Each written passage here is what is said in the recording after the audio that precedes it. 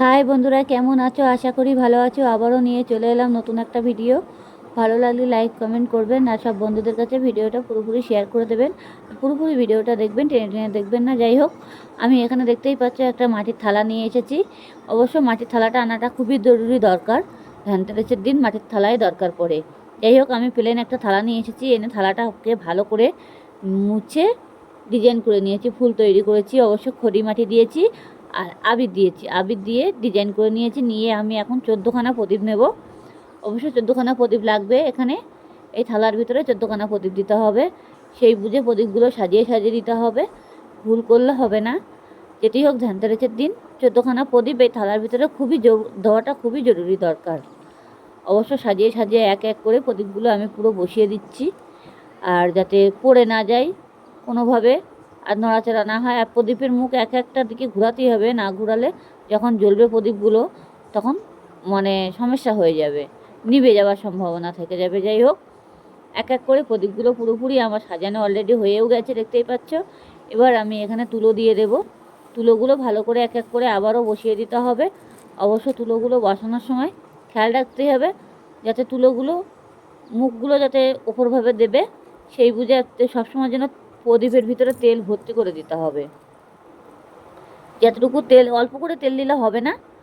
প্রদীপটা এমনি ছোট ছোট প্রদীপ, যতটা তেল লাগবে ততটাই দিতে হবে ভর্তি করে। আর খেয়াল রাখবে তেলগুলো যেন পড়ে না যায়।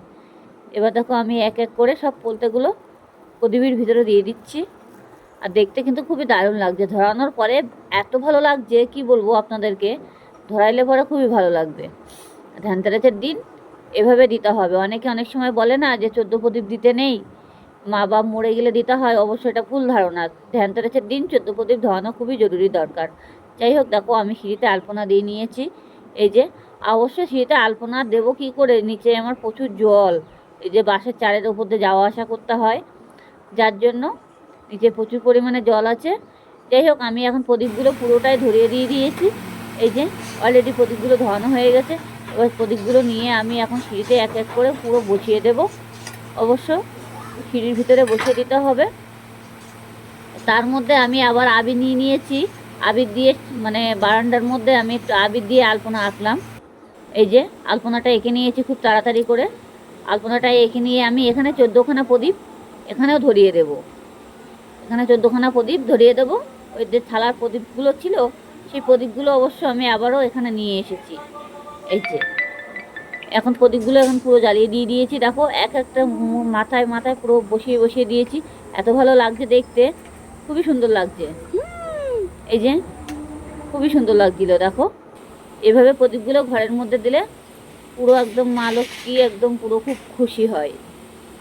আমার অবশ্য ধনতেরাসের দিনে এগুলো দিতে হয়। এতে অবশ্যই দেবেন আপনারা, তাহলে বুঝতে পারবেন ফলটা কেমন হাতে নাতে পাবেন। যাই হোক, ভালো লাগলে লাইক কমেন্ট করবেন আর সব বন্ধুদের কাছে ভিডিওটা পুরোপুরি শেয়ার করে দেবেন।